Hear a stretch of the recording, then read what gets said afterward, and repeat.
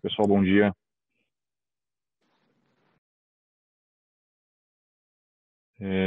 Estamos iniciando mais uma aula aí hoje. Só um minutinho, deixa eu conectar meus aparelhos aqui.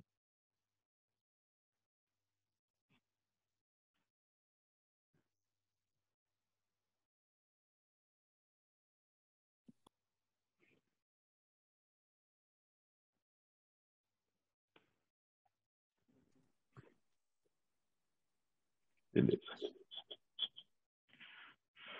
Bom, mais uma vez, bom dia a todos.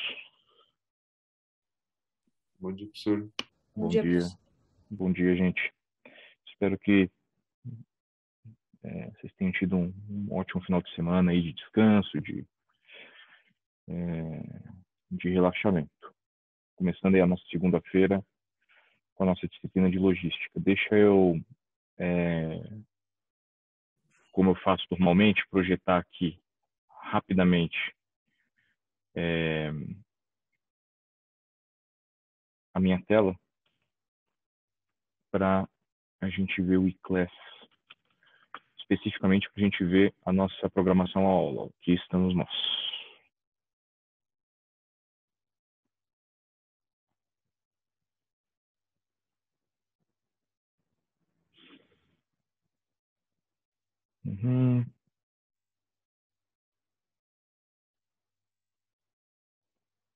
Então, abrindo o e-class aqui, mais especificamente lá na nossa programação à aula,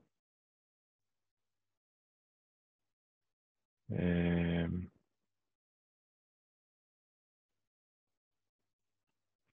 gente vai observar que nós estamos chegando na aula de número 8, tá? Métodos de previsão de demanda ainda, suavização exponencial tripla ou método de Winther. Hoje eu vou fazer uma pequena alteração nessa programação, porque eu vou continuar falando um pouquinho de suavização exponencial dupla. Basicamente, eu vou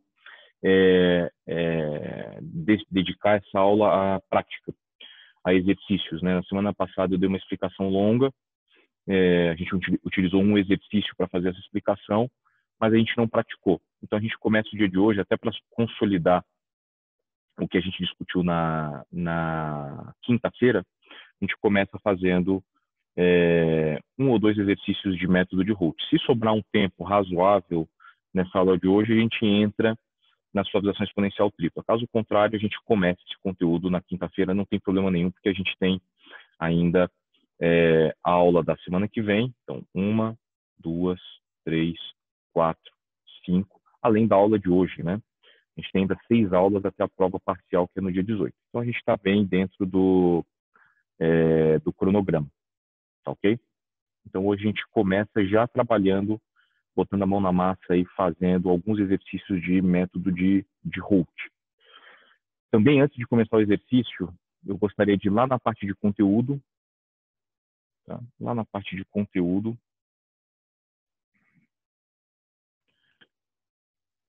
para apenas demonstrar para vocês o material de método de Holt, né? Na semana passada eu utilizei o exercício, um exercício para explicar o método, e pelo tempo escasso no final da aula eu acabei não abrindo para mostrar para vocês o material, mas o material está disponível para vocês aqui do conteúdo relativo ao método de Holt. Eu vou abrir rapidamente e dar uma folhada nele, só para mostrar de forma geral a cara desse material, tá?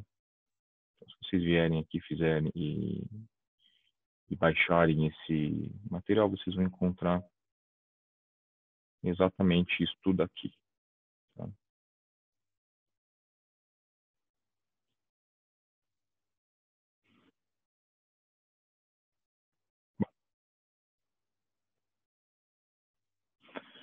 Então, aqui um material bastante resumido, que traz um pouquinho, ou melhor, que traz tudo o que a gente falou nas últimas 2 horas da aula passada, de uma maneira bem sintética, né? Na verdade, um material que traz um passo a passo sobre como fazer o método de Holt, né? Que ele fala, né, que o método ele é apropriado para conjunto de dados ou série de dados que possuam no seu componente sistemático nível e tendência, conforme a gente já reiteradamente discutiu, né?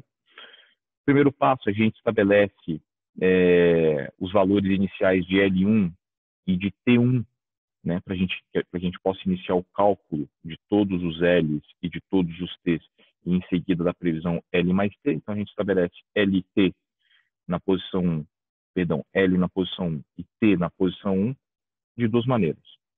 Ou utilizando a fórmula da função de primeiro grau, né, aquele esqueminha de plotar os dados de um gráfico de linhas com um gráfico de pontos, adicionar uma linha de tendência e adicionar na sequência a equação de regressão, ou utilizar o intercept para L, na posição 1, e a inclinação, as duas fórmulas de Excel, intercept ou intercepção e inclinação, para achar L na posição 1 e T na posição 1, respectivamente.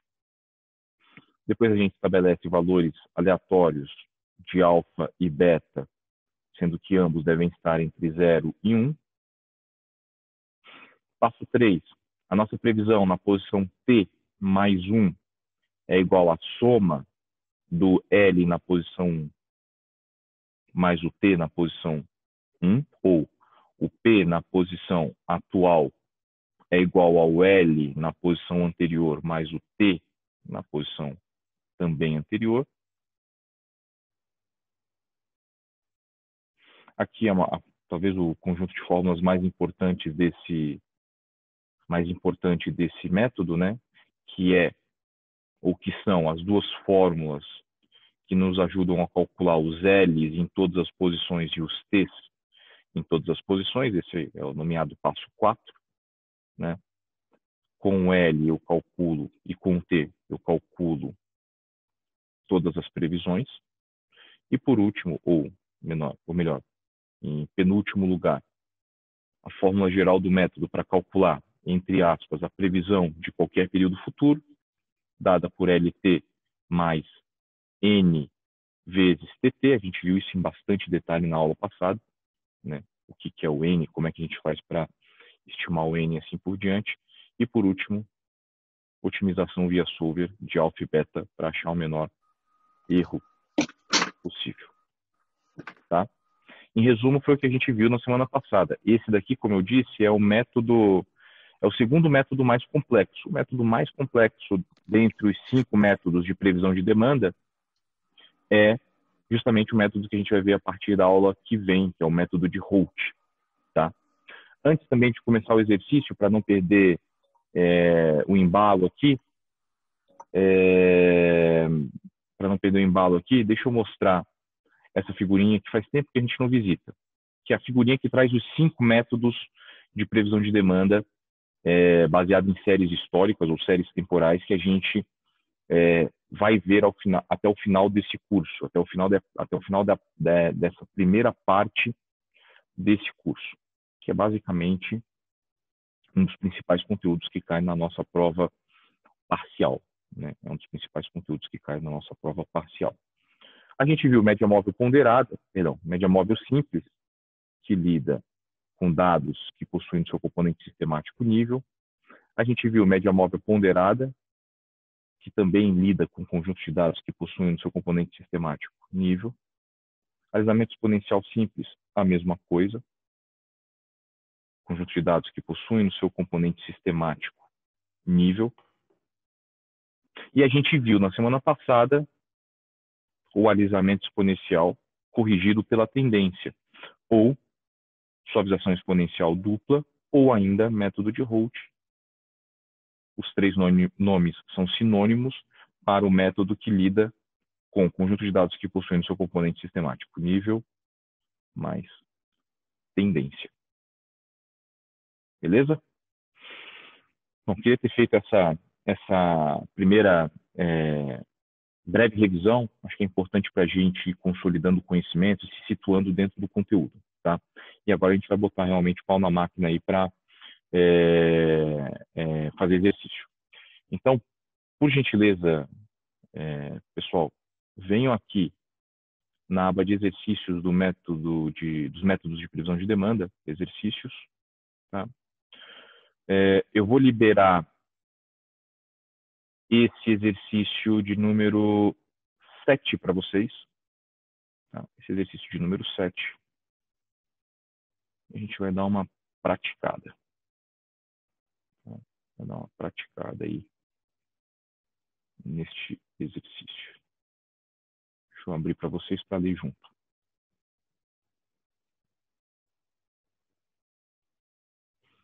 Beleza. A série histórica abaixo representa as vendas mensais de um produto X. Então, um enunciado bem genérico, só para que a gente possa realmente praticar o método. Pede-se: quais são os componentes da demanda que estão presentes nessa série? Quais métodos seriam adequados para a previsão da demanda futura desse produto? Justifique. Faça a melhor previsão para os próximos 12 meses, ou 12 períodos, nesse caso ele não chama de meses, né? A gente pode inferir que isso aqui são meses. É necessário escolher apenas 2 indicadores de erro para esse caso específico. Ou seja, dos 5 indicadores de erros que a gente tem, DAN, MAP, MSE, RMSE e MPE, ele fala o seguinte: escolham 2. Quais você escolheria? E em seguida, faça os cálculos desses 2 indicadores, justificando a quantidade escolhida de observações. Indicando a quantidade escolhida de observações. Tá? Lembrem que eu posso, né, calcular um DAN, ou calcular um MAP, ou calcular um MPE, utilizando o conjunto todo de erros absolutos da série toda, ou simplesmente utilizando um recorte mais recente. É isso que ele pede para vocês. Eles falam, o exercício fala: decidam o que vocês vão fazer em termos de cálculo de DAN e de MAP e justifiquem por que vocês pegaram a série histórica toda, ou eventualmente por que vocês pegaram apenas um recorte mais recente. Tá? Eu vou dar 15 minutinhos aí para vocês resolverem esse exercício. Agora, 7h18, a gente vai até 7h35 resolvendo esse exercício. E vou pedir para vocês salvarem esse exercício, porque ao final da aula eu vou pedir para vocês submeterem ele pelo Dropbox. Tá bom?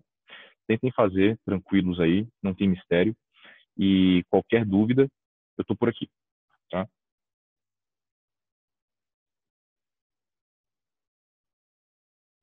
Podemos corrigir, pessoal? Acho que sim, professor. Beleza. Deixa eu projetar novamente aqui.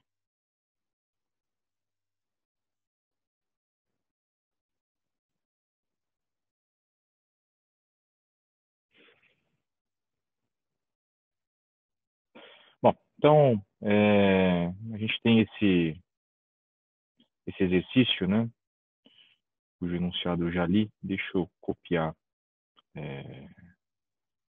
as fórmulas aqui para facilitar a nossa discussão. Peraí. Beleza. Então, as fórmulas gerais do método estão aqui colocadas para facilitar a nossa discussão. E a gente já começa respondendo a letra A. Quais são os componentes de demanda presentes nessa série? Obviamente que para esse exercício ficou fácil de responder essa pergunta, porque a gente está no contexto justamente, né, do conteúdo de suavização exponencial dupla. Então, né, por ser suavização exponencial dupla, por a gente estar discutindo suavização exponencial dupla, fatalmente o conjunto de dados expressa nível e tendência. Mas como é que eu checo isso, né, se eu não soubesse a priori o conteúdo que a gente estivesse discutindo, coisa do tipo, se eu estivesse numa prova, por exemplo, ou num cenário profissional? Eu colocaria os dados, o conjunto de dados, eu plotaria os dados em um gráfico de linha ou um gráfico de pontos, tá? E aí sim eu conseguiria perceber de maneira bastante cabal que a gente tem aí um comportamento, deixa eu pegar minha canetinha, comportamento marcado por nível, que sempre tem, né? Ou seja, o ponto no qual o gráfico alinha a função intercepta o eixo y e uma tendência de crescimento. Tá? Para confirmar esse entendimento, eu posso inserir no gráfico uma linha de tendência e a consequente função ou equação de regressão que explica o comportamento desse gráfico aqui. Tá? Voltando aqui, eu estava comentando que para que a gente possa saber, né, ou responder a letra A, quais são os componentes da demanda presentes nessa série, o ideal é que a gente plote os pontos da série histórica no gráfico, seja no gráfico de linhas ou num gráfico de dispersão, e perceba, entenda o comportamento dos dados. Está na dúvida? Mete uma linha de tendência aqui e uma equação de regressão para ajudar. Tá? Então, aqui a gente está lidando com, como eu mencionei, um conjunto de dados que possuem claramente, aí, além do nível, uma tendência bastante proeminente de crescimento, inclusive, um coeficiente angular positivo. Tá?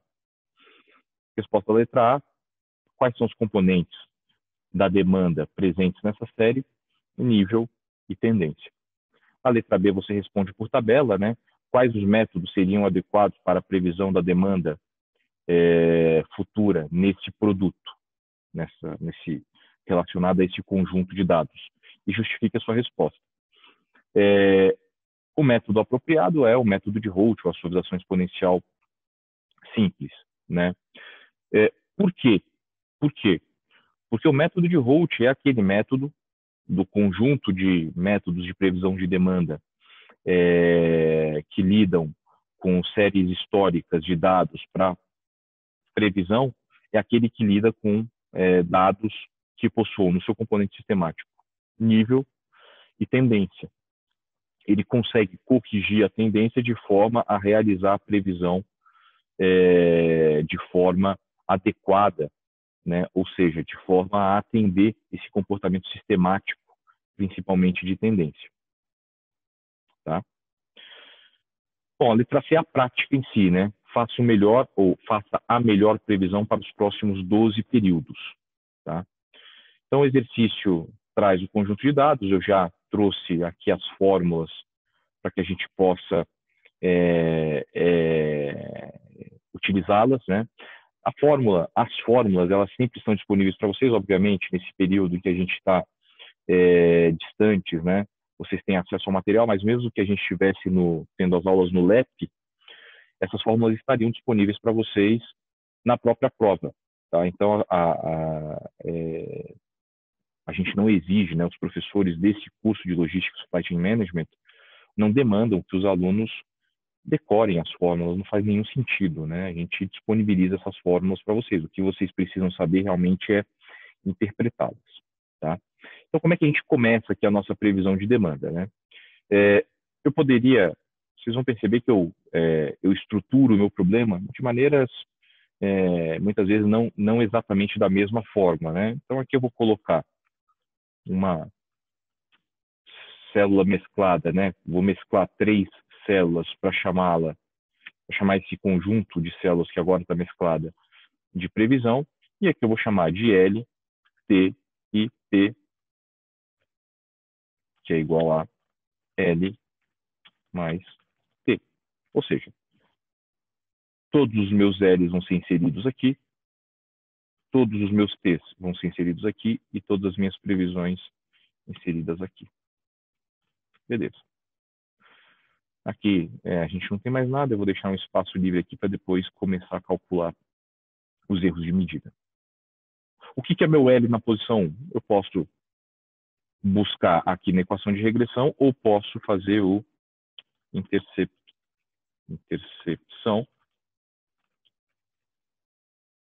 conjunto de todos os y conhecidos e o conjunto de todos os x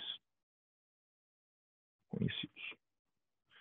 2146, 2146,8, batendo aqui com o coeficiente linear da equação de primeiro grau, 2146,08.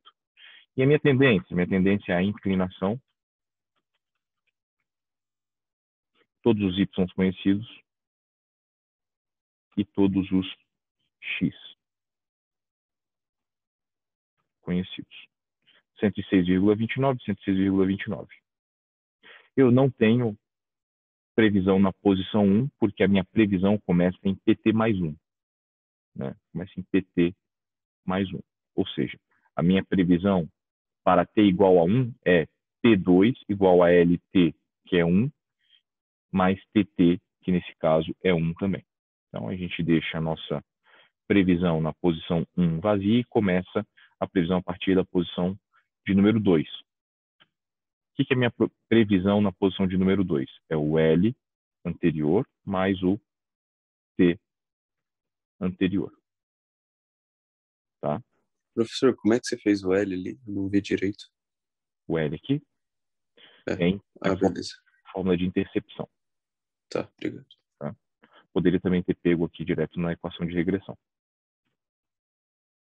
Para a gente continuar a aplicação das fórmulas para a sequência do conjunto de dados, eu preciso incluir o meu alfa e o meu beta. Né? Então, eu vou botar aqui uma célula para alfa, uma célula para beta.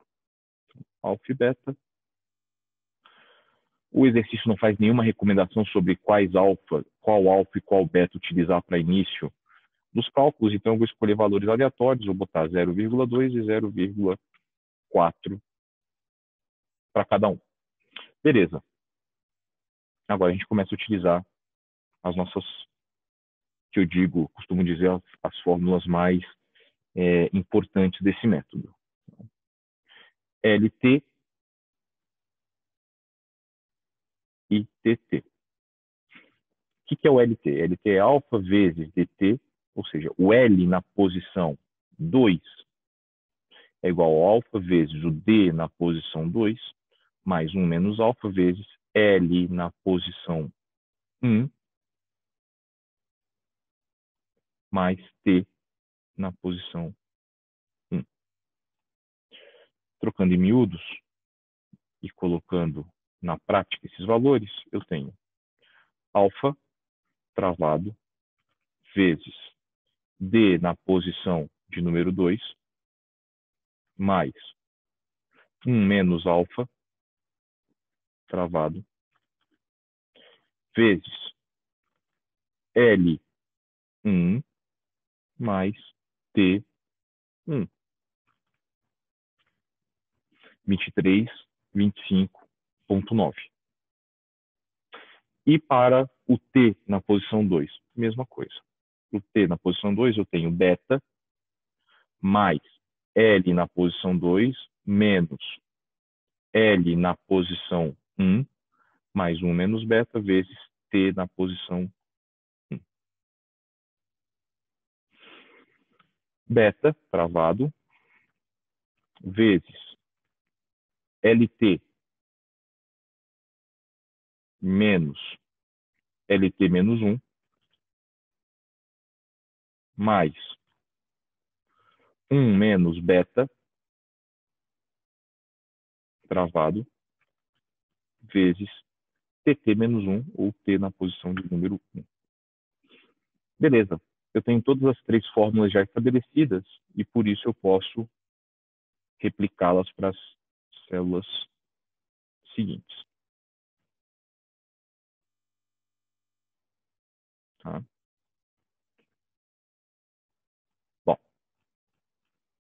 o meu PT, repara que a minha previsão, a minha fórmula de previsão, ela é sempre numa posição posterior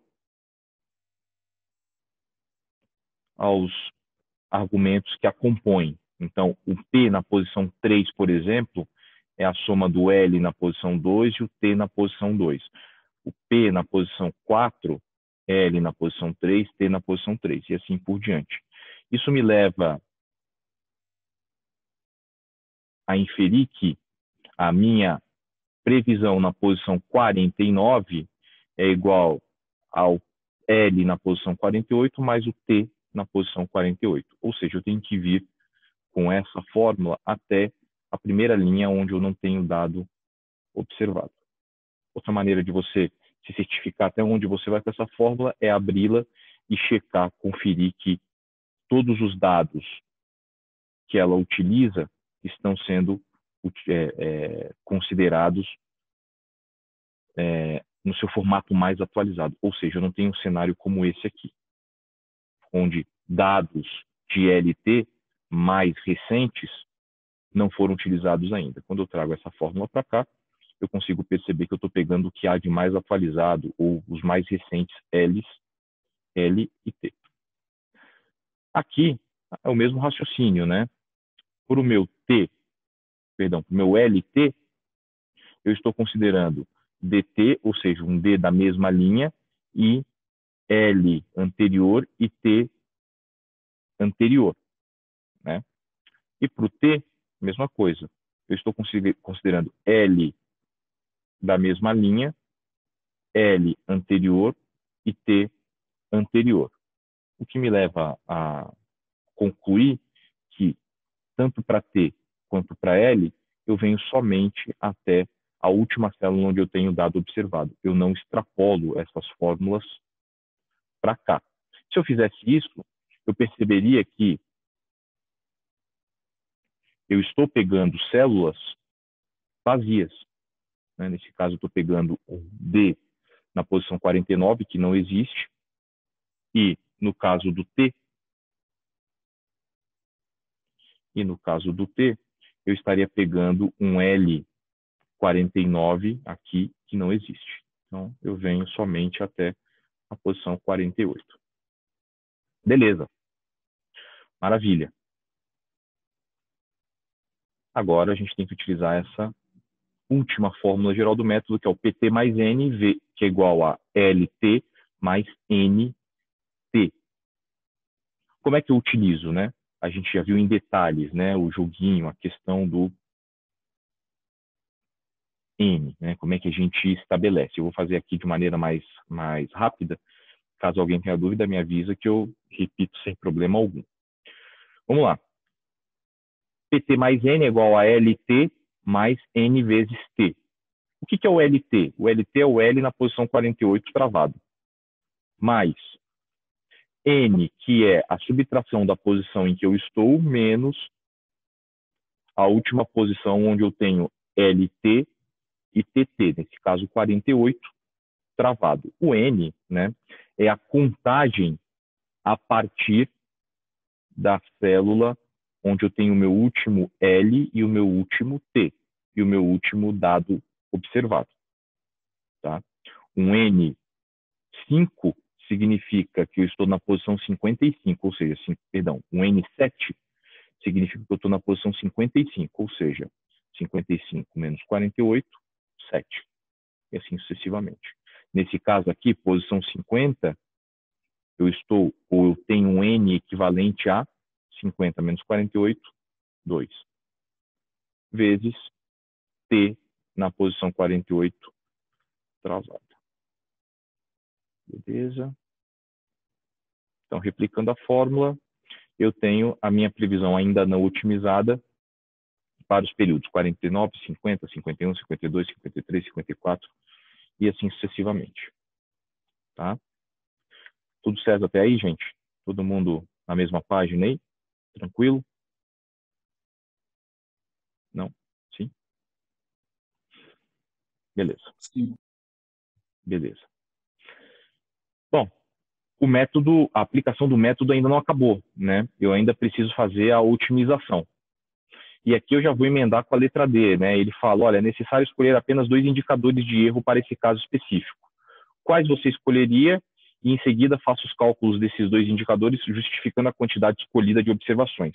Eu já vou calculando os erros e vou explicando essa questão da escolha da quantidade de erros absolutos que vão compor a minha média, que é o meu erro médio, ou são os meus erros médios. Então, vamos lá. Primeiro quais erros, né? Eu tenho um leque de 5 erros. Quais erros eu, Daniel, vou escolher? Vocês podem escolher erros diferentes, né? Numa prova, enfim, numa situação profissional, vocês podem escolher aqueles erros que mais agradam vocês. Eu mencionei para vocês por algumas vezes ao longo desse curso até agora que existem 2 ou 3 erros, eu diria, 3 erros que para mim são os principais, que de cara são os que eu mais gosto, nessa ordem. O DAN, o erro absoluto médio. Por quê? Porque o DAN é o clássico da demonstração de grandeza do erro. O DAM me traz o valor do erro em termos absolutos, na média. Tá? Eu tenho um aluno com 1,80 m, tenho um aluno com 1,82 m, um com 83, um com 1,85. Eu quero saber quanto, na média, esses 3 outros alunos que eu mencionei são maiores do que esse aluno com 1,80 m. Calculo a média dos 3 alunos que eu comparei, o que tem 1,82, um que tem 1,83, um que tem 1,85, vou achar um tamanho médio e vou subtrair esse tamanho médio pelo 1,80 m que eu tenho como referência. Eu vou achar lá, por exemplo, 3 centímetros. Esse é o tamanho médio do meu erro, é a grandeza média do meu erro. Aqui o raciocínio é muito similar. Então, eu tenho vários pontos observados, né? Tem a minha previsão que a gente vai plotar aqui depois. Vamos até plotar agora para facilitar. Vou plotar agora aqui para facilitar.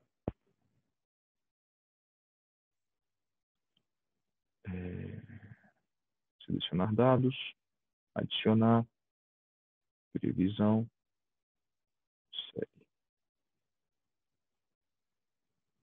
Ok. Né? Então, o raciocínio aqui é semelhante a esse raciocínio que eu mencionei, a questão a respeito da altura. Eu tenho vários erros individuais aqui, né?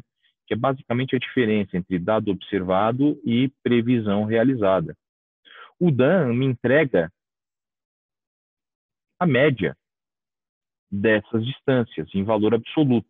Não importa se a subtração é positiva ou negativa, ele vai me entregar sempre um valor absoluto, modular, me dizendo, olha, na média, a distância entre dado observado e previsão é de x, y ou z. Tá ok? A segunda medida de erro que eu gosto bastante é o MAP, porque o MAP expressa o DAM em percentual. Muitas vezes, um DAM de 50 pode não me dizer muita coisa, porque eu não estou familiarizado com aquele conjunto de dados, porque aquele setor sobre o qual os dados falam, não é um setor sobre o qual eu estou familiarizado. E quando eu transformo o erro médio em percentual, eu consigo ter uma base de comparação razoável, né? Eu posso dizer que, na média, os alunos da turma são 3% mais altos do que a média nacional, por exemplo, sei lá, de 1,60, né? De homens e mulheres, de meninos e meninas, né? 3% me dá uma noção relativa mais clara do que 4 centímetros, né? Ou eu posso dizer que a minha previsão de demanda errou em 10 mil barris de petróleo, por exemplo, o que para mim, se eu não for familiarizado com o mercado de petróleo, pode ser algo vago, ou posso dizer que o meu erro deu 5%, o que é muito mais razoável. Então, o MAP, para mim, traz essa clareza sobre a grandeza do erro. Por isso que eu gosto tanto. E o terceiro erro, ou medida de erro que eu gosto bastante, que eu costumo utilizar, é o MPE, que é o erro percentual médio. O que é o MPE? O MPE é aquele erro que me dá o viés da previsão. Ou seja, na média, eu estou errando a minha previsão para cima ou para baixo. A minha previsão, na média, está sub ou super estimada. Tá? Para esse exercício específico, ele pede 2 erros, eu vou utilizar o DAM e o MAP. Tá? Então, vamos lá. DAM e MAP. Aqui, já continuando, né, e respondendo essa questão, esse item D, a gente tem 2 opções, né, gente? A gente tem 2 opções aqui. Eu posso calcular o meu DAM estimando todos os erros absolutos, tá? Estimando todos os erros absolutos. E, por último, calculando a média deles, de todos eles, tá? Ou Perdão, antes disso, vamos calcular o MAP também. E para o MAP eu faço a mesma coisa, eu calculo o DAN em percentual. Tá? Eu posso calcular ambos os erros, como eu disse, utilizando todos os dados individuais. Nesse caso, o meu DAN deu 368 antes da otimização e 8,5% o meu MAP. Tá? Ou eu posso fazer um recorte. Eu posso falar, não vou utilizar o conjunto de dados, o conjunto total dos erros que eu tenho. Eu vou utilizar somente os, sei lá, 12 mais recentes. 48, 38, 37, 36. Eu vou utilizar somente os 12 mais recentes. Tanto o MAP, tanto o DAN quanto o MAP. Tá?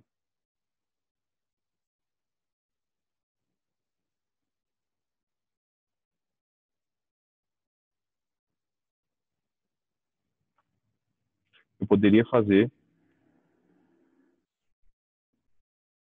isso aqui. Qual que é a diferença de eu calcular o DAN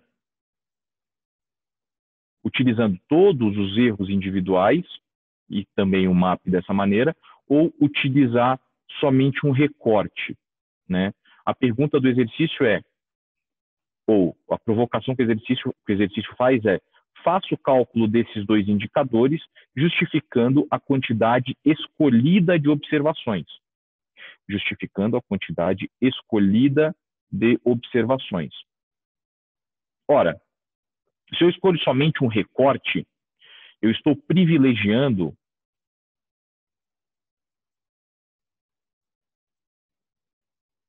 os erros individuais mais recentes da minha série histórica de dados.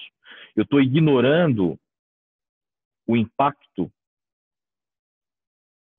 dos erros relativos a essa parte mais antiga do meu conjunto de dados. Eu estou ignorando essa parte aqui.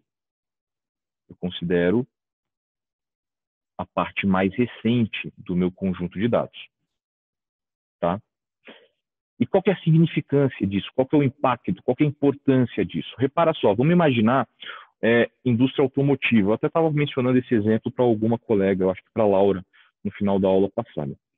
Eu quero saber o quanto eu vou vender mensalmente de S10. Eu trabalho na Chevrolet, eu estou fazendo previsão de demanda de vendas de S10, uma determinada categoria de S10, né, caminhonete da Chevrolet, S10. Tá? Vendas mensais. Eu quero saber quanto é que eu vou vender em abril de 2021, maio de 2021, junho de 2021, julho e assim por diante no Brasil. Tá? Vendas mensais. Eu tenho duas opções.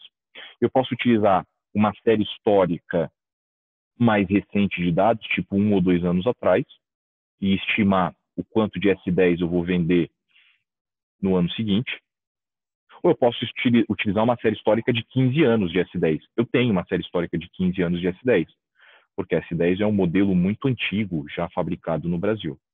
Só que repara, se eu utilizar uma série histórica de 15 anos de vendas mensais da S10, vocês concordam comigo que há 15 anos atrás o mercado automotivo para caminhonetes, para utilitários, era totalmente diferente do mercado atual?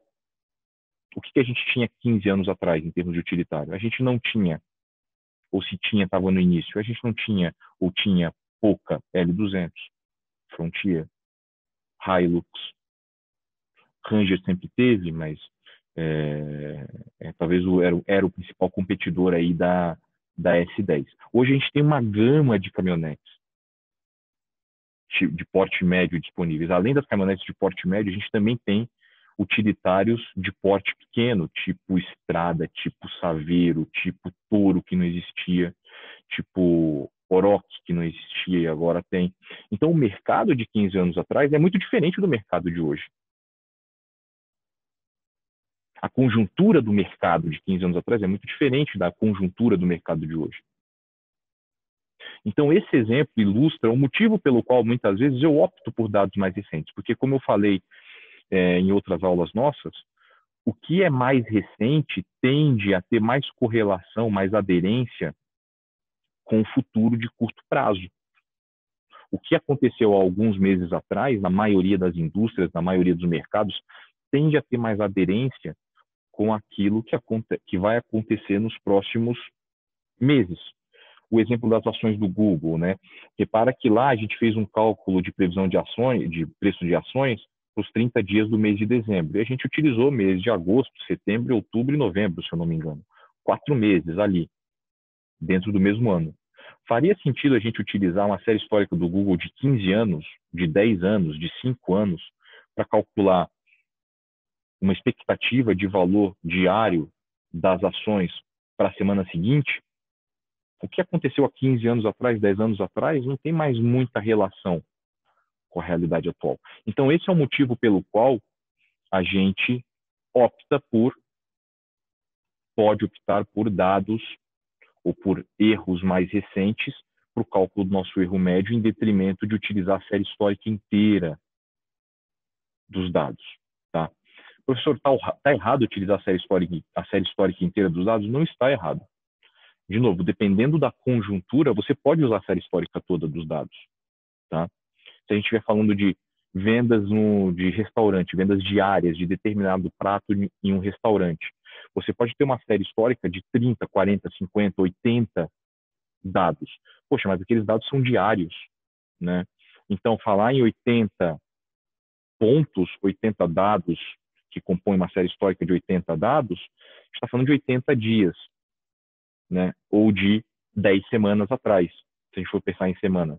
Para a gente calcular a demanda diária da semana seguinte, me parece razoável utilizar a série histórica de dados. Mas se eu quisesse utilizar também só um recorte, tudo bem. De novo, né, no final das contas, depende muito da conjuntura em que você esteja. O importante é a gente ter essa leitura, que dados históricos mais recentes, quando são utilizados para o cálculo de erro, principalmente de erros, né, tendem a me dar uma previsão com uma fotografia mais aderente com a realidade de curto prazo. Tá?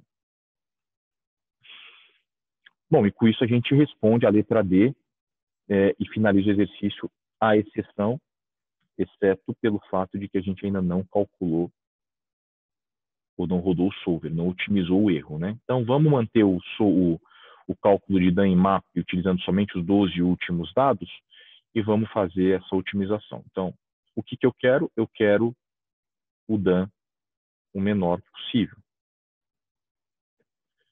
Alterando as minhas células variáveis quais? Alfa e beta. Adicionando as restrições, alfa e beta menor ou igual a 1 e alfa e beta maior ou igual a 0. Ok. Método de solução é o GRG não linear. Resolvo. O solver fez uma convergência para a solução atual, significa que ele pode achar outras respostas se a gente rodar o solver várias vezes. Nesse caso, eu achei um erro de 5%, que equivale a um Dan de 313, e alfa 0,27, beta 0,3. Dúvidas, gente, em relação a esse exercício? Comentários? Professor, você pode clicar ali na fórmula do L para mim, por favor? Posso. Professor, mas só pelo fato de eu ter usado toda a série histórica diferente de você, o meu alfa e beta também deu diferente, tá certo? Tá certo, tá certo. Tá certo, sim. Quando você usa mais dados para o cálculo do seu Dan, você está utilizando, na verdade, implicitamente, Gabriela, você está utilizando mais previsões, que são fruto de comparações, ou melhor, que são frutos da soma de LT, que, por sua vez, utilizam dados históricos diferentes. Então, quando você utiliza uma série histórica, um conjunto maior de dados individuais para calcular o seu Dan, você está carregando junto com o seu Dan tudo isso aqui. Então, na hora que você vai utilizar o solver para otimizar alfa e beta, repara que o alfa e o beta o solver, na verdade, vai procurar um alfa e o beta que otimize um Dan, considerando todo o conjunto de LT, TT e PT, LT, TT e P igual a L mais T. Então, ele vai jogar alfa e beta para todo o conjunto de dados, porque o seu DAN está carregando todas as previsões da série histórica. Tá? Na verdade, quando você faz um recorte para calcular o DAN, você está ignorando, né? Por exemplo, eu falei que eu utilizei o DAN. Laura, eu já volto na fórmula para você, tá bem? Só um minutinho. Ah, não, não tem problema não, professora. Eu já vi. Obrigada. Ah, imagina. Quando eu falei para vocês, olha, eu estou utilizando somente os 12 últimos dados da série histórica, ou os últimos 12 erros individuais para cálculo de DAN, no final das contas, eu estou priorizando esse conjunto de dados aqui. Né? E estou, de certa forma, ignorando tudo que está para cima. Então, a tendência é que o alfa e o beta deem diferentes mesmo, e que o DAN, o MAP e a previsão também deem diferentes. Professor, eu fiquei com uma dúvida, porque o meu está dando diferente, o solver. Isso é porque você utilizou só esses últimos dados e não tudo? É isso que eu estou comentando com a Gabriela, Rafael. Tá? Nesse caso, eu utilizei somente os 12 últimos. Se eu utilizar o conjunto de dados total, eu vou achar um outro DAN em MAP e um outro conjunto de alfa e beta também. Quer ver?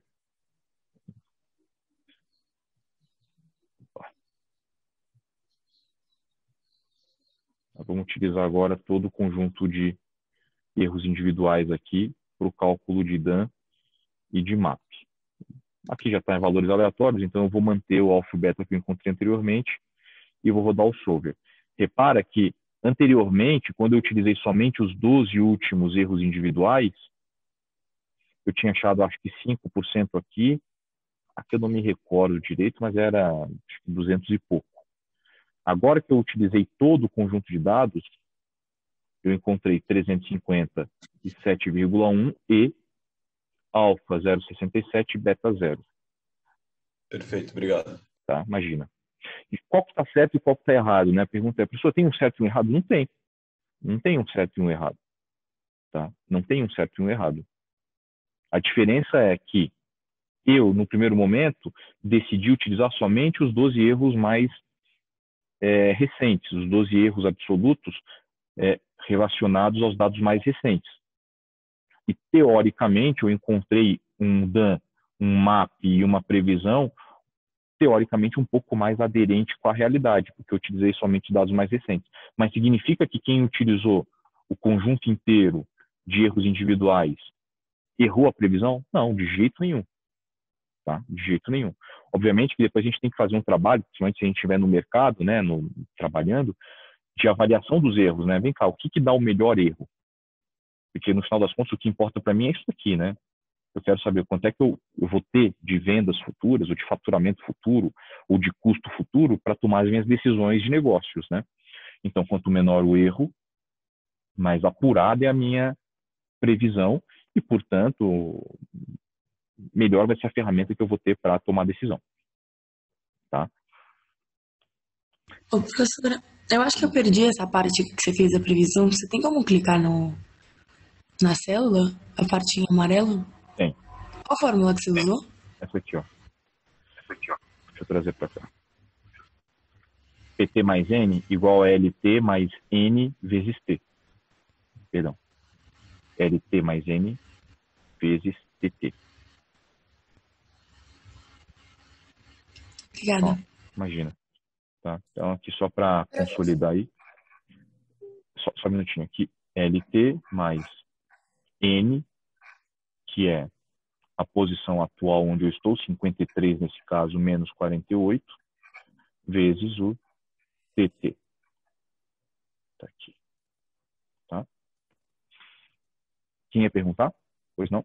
É rapidinho. É que eu acho que eu não peguei. Por que o alfa e o beta não precisam, a soma deles dá 100% mesmo? Ah, tá. Isso é uma boa pergunta, Mariana. Lá na média móvel ponderada, como o próprio nome já diz, a gente tem uma ponderação. Então, no final das contas, em toda a média ponderada, a soma dos pesos precisa ser igual a 1. né? Ou a gente soma percentuais, esses percentuais têm que ser igual a 100, ou eu somo pedaços, né? E esses pedaços, esses pesos, né? Que são os pedaços, no total, eles, ao serem somados, tem que dar igual ao total. Por exemplo, né? Sei lá, uma média móvel ponderada de alunos e altura. Vamos dizer que a gente tenha 5 alunos. Aluno 1, 2, 3, 4 e 5. Altura 1,80, 1,70, 1,60, 1,90 e 1,85. Tá? Esse exemplo aqui não vai dar muito bom, porque aqui eu vou fazer uma média simples. Vamos dizer o seguinte, outro exemplo. O exemplo da nossa cálculo da nossa nota. O que é a nossa nota, né, na disciplina? É participação com peso de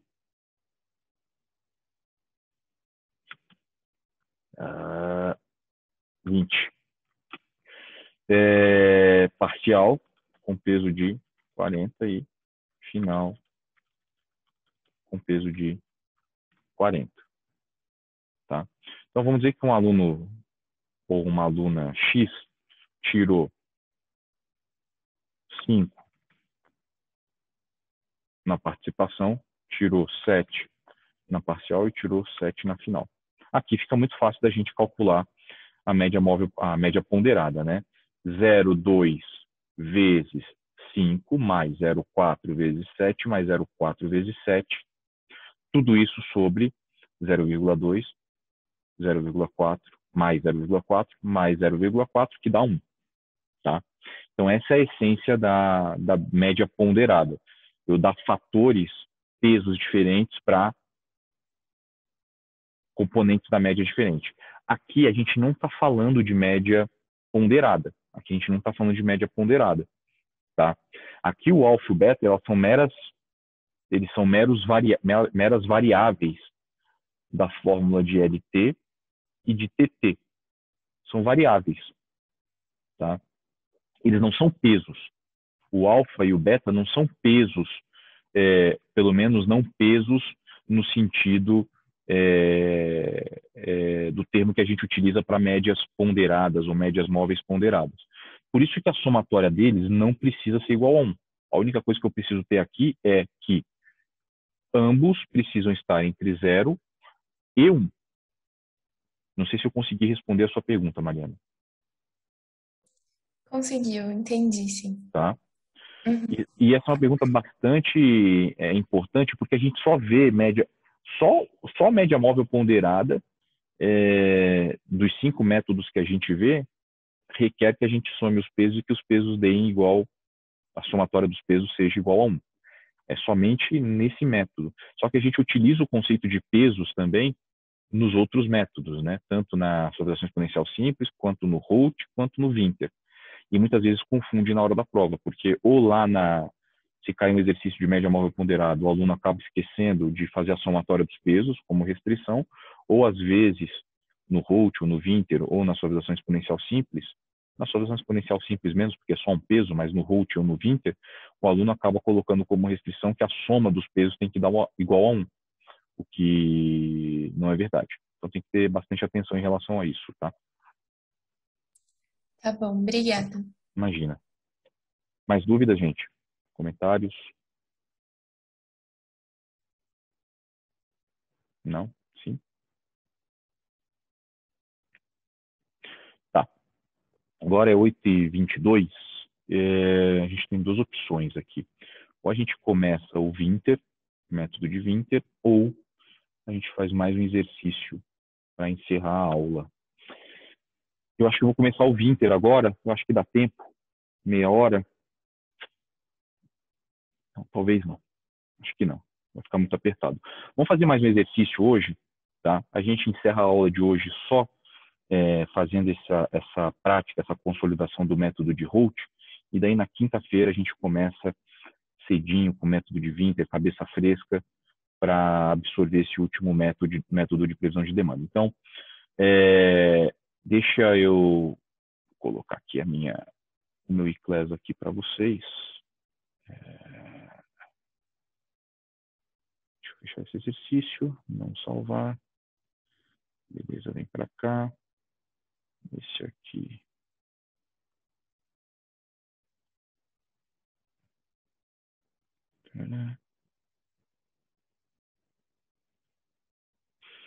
Então, deixa eu tirar aqui como aluno. Eu já vou disponibilizar. Eu apaguei o Dropbox para resolver aquele problema do exercício não estar aparecendo para vocês. Eu já vou incluir novamente o Dropbox do exercício 7 para vocês mandarem para mim, tá? Só que enquanto eu não incluo, deixa eu disponibilizar para vocês. Já está disponível, provavelmente, o exercício de número 8. Tá? Esse exercício aqui de número 8. Tentem, por favor, fazer esse exercício de número 8 aqui. Deixa eu ver se ele está disponível para vocês, se eu estou com o mesmo problema aqui. Não está também, é relacionado ao Dropbox. Deixa eu apagar o Dropbox aqui.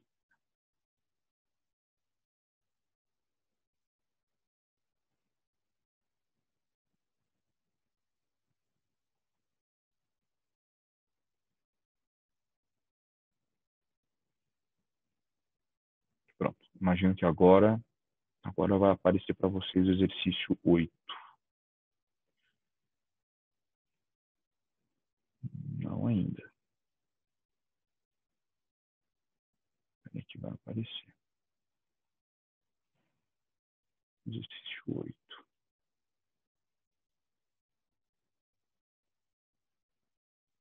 Tornar visível.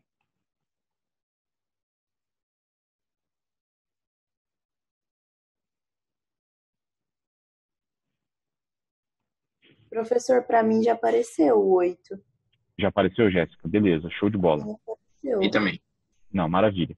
Então façam para mim, por favor, gente, esse exercício número 8, 8h25, vamos até 8h35, e a gente corrige também, tá? A gente corrige também. Esse exercício é bacana porque ele tem um contexto mais, uma pegada mais real dentro da área de logística. Então tentem fazer esse exercício e a gente corrige daqui a pouquinho, tá? Eu vou abrir, e salvem também na máquina de vocês, que eu gostaria que vocês também mandassem via Dropbox para mim. Eu vou abrir 2 Dropbox para vocês mandarem. Um para vocês mandarem o 7 e um para vocês mandarem o exercício 8. Tá? Professor, enquanto isso, você podia abrir a resolução do 7, porque deu errado algumas coisas no meu enquanto eu estava tentando acompanhar. Posso, claro. Deixa eu abrir aqui, peraí. Eu já vou deixar disponível as 2 resoluções, do 7 e do 8 também. O 7 está na mão e o 8 está na mão também. Tá? Beleza. Show de bola. Enquanto vocês vão fazendo, eu vou abrindo o Dropbox aqui dos 2.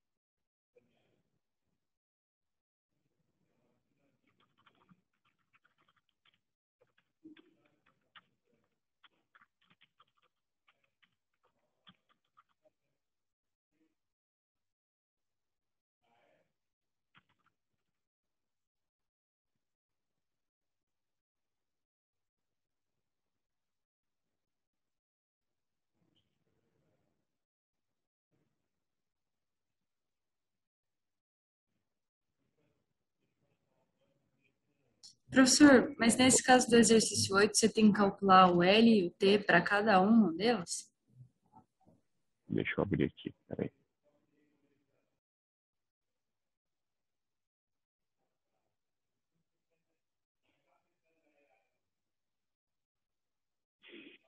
Bom, vamos lá.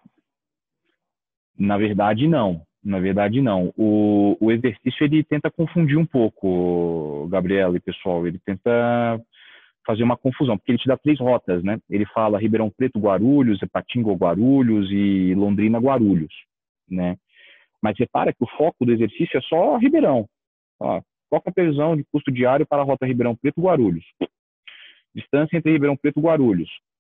E, perdão, qual que é a rota, qual que é a previsão de custo diário, rota Ribeirão Preto e Guarulhos. Depois ele faz algumas perguntas também relacionadas a Ribeirão Preto e Guarulhos.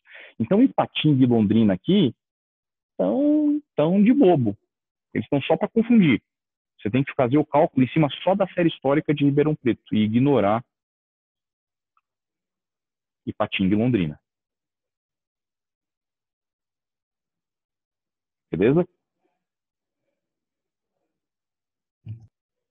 Beleza, professor. Obrigada. Imagina. Enquanto vocês vão fazendo aí, gente, eu já disponibilizei novamente o Dropbox do 7 e do 8, tá? Até as 9. Eu vou fazer uma chamada para a gente não perder tempo, tá bem?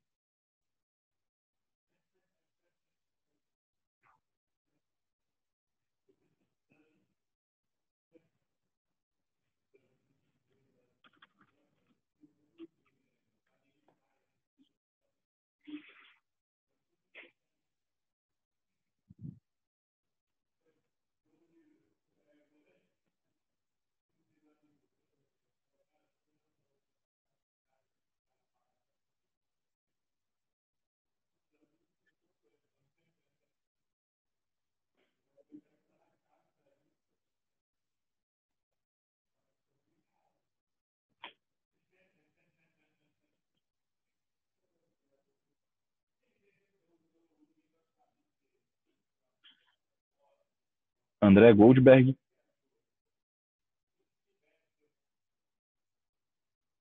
André Goldberg. André? Não.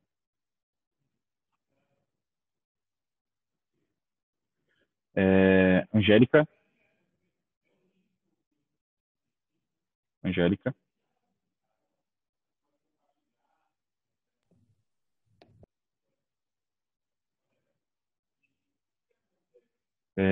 Ariel Alaban. Bom dia, professor. Bom dia, Ariel. Ariel Quiroga. Ariel Quiroga.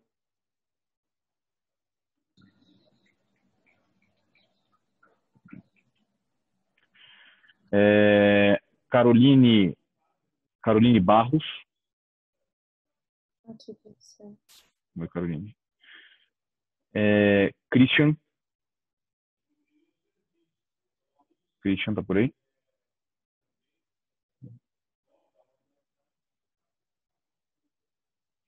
Danilo.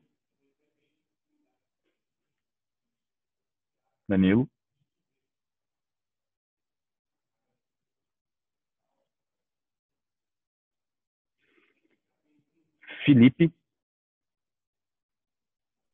Oi, professor, bom dia. Bom dia, Felipe. Fernando.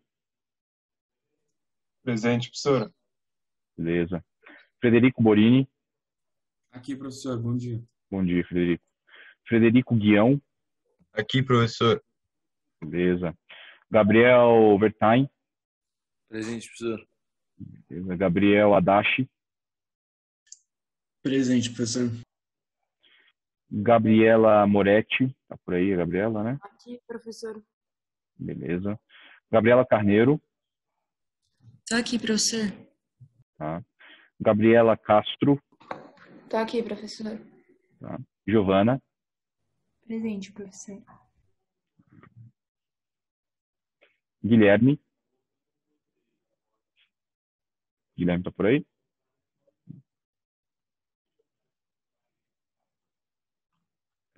Beleza. A Jéssica falou agora há pouquinho aí. Joaquim. Presente. Beleza. Leonardo? Não. Leonardo?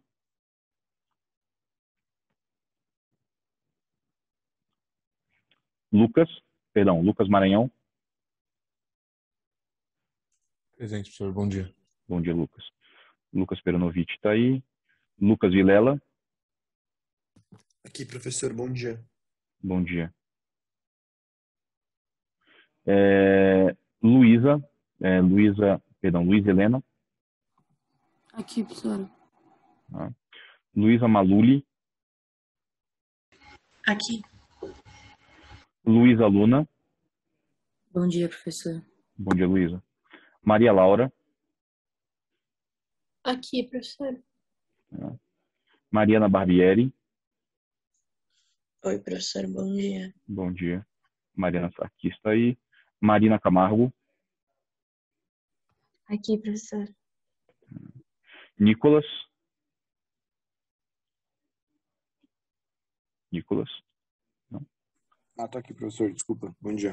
Bom dia, Nicolas. Nina? Eu, professor. Nuno? Aqui, professor. Pedro Arantes?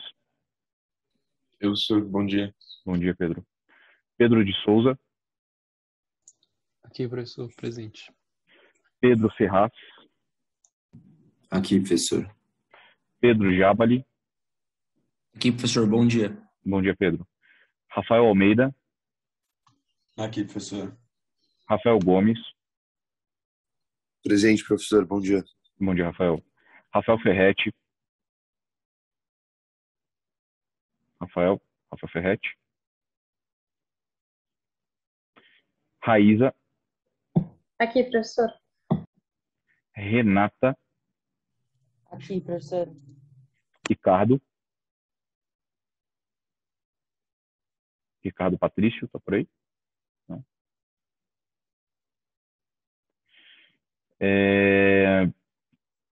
Stefano? Tô aqui, professor. Bom dia. Bom dia, Stefano. Tiago Vacilucci? Tiago? E, por último, Vitor Silveira. Não, por último não. Antepenúltimo. Vitor Silveira? Não. Victor Kang? Presente, professor. Beleza. E, agora sim, por último, Vinícius Costa.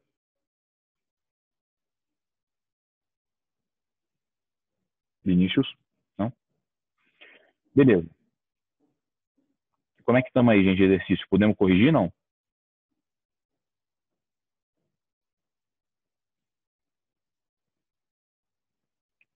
Professor, eu acho que eu não consegui nem terminar o A, na verdade. Não, tranquilo. Toca a ficha aí. Eu acho que eu também acho que eu terminei a chamada mais cedo do que o tempo que eu passei para vocês. Pô, tranquilo, a gente está com tempo para fazer esse exercício com calma e corrigir.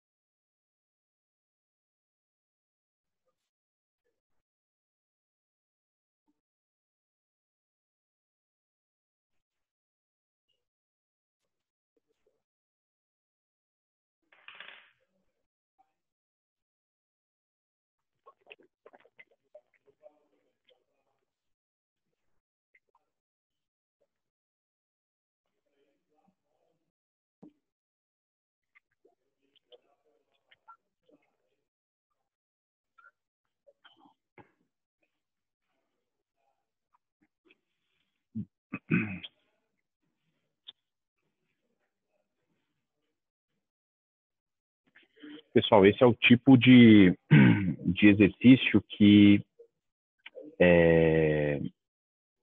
pode cair na prova. Então, como eu falei, talvez na aula passada, ou em alguma das nossas últimas aulas, exercícios com contexto de negócios, tá? Então, se vocês repararem, você vê que o exercício, né, ele explica uma história, nos coloca numa posição de tomada de decisão, pede outras informações, né, que vão além da previsão. Nenhuma dessas informações ou respostas que ele pede são coisas inatingíveis, né, são coisas, no primeiro momento pode não parecer básico, pode parecer complicado, mas depois, por exemplo, nesse caso a gente vai fazer a resolução, vai ver que é muito simples, né, cálculo de média de consumo, de custo por litro e assim por diante. Então, no final das contas, o que eu quero dizer é o seguinte, esse é o tipo de exercício interessante para a prova, que traz um contexto de negócios e que pede para você, a partir das informações de previsão de demanda, dar outras respostas. Mas repara que o coração do exercício, que é a previsão de demanda, é a mesma. É o mesmo, né? O coração é o mesmo. Ou seja, a aplicação do método de previsão de demanda exatamente do jeito que a gente sempre utilizou. Não tem como fugir da receita de bolo, tá? Tem duas perguntas aqui, uma pergunta no chat aqui. Onde é o alfabeto? 18. Tem um colega perguntando sobre qual alfa-beta a gente deve adotar para esse exercício, tá? Repara que aqui ele não está fazendo nenhuma referência sobre alfa e beta, ele não predetermina, fala, olha, utilize alfa de tanto e beta de tanto. Em resumo, você pode utilizar o alfa e o beta que você quiser para rodar o modelo, desde que esse alfa e beta esteja entre 0 e 1, tá? Você pode utilizar qualquer valor entre 0 e 1 para rodar o seu modelo.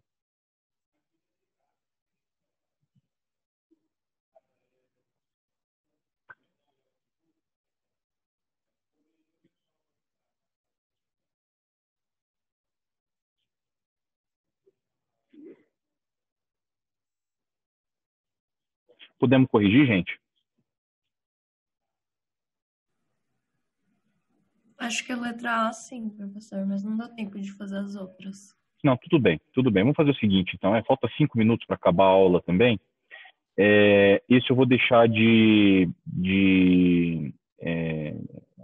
tarefa de casa aí para vocês, tá? Tentem fazer em casa e a gente corrige ele na semana que vem, depois que a gente explicar o método de Winther, tá? A gente começa a aula semana que vem não, quinta-feira, com o método de Winther. Vocês fazem esse exercício em casa e no final da aula do método de Winther a gente tenta corrigir esse exercício, tá bem? Eu vou mudar o Dropbox lá para entrega para quinta-feira de manhã cedinho, 7 horas. Tá bem?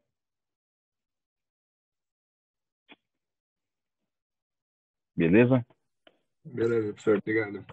Então tá bom. Então, boa semana aí para vocês, gente. Cuidem-se, qualquer coisa, estou à disposição aí por e-mail, tá bem? Um abraço. Tchau, professor. Obrigada. Obrigado. Tchau. Valeu, professor. Tchau, tchau. Valeu, gente. Tchau, tchau. Valeu, professor. Obrigado. Imagina, obrigado a você. Professor, desculpa, eu não entendi. A gente coloca no Dropbox tudo na quinta-feira ou o primeiro exercício já coloca agora? O primeiro já coloca agora. O exercício 7 já foi. Tá? Só esse 8 que a gente já corrige agora, não vai dar tempo. Vocês fazem em casa tranquilos e colocam no Dropbox para mim até quinta. Tá certo, então. Obrigada, Tá? professor. Imagina.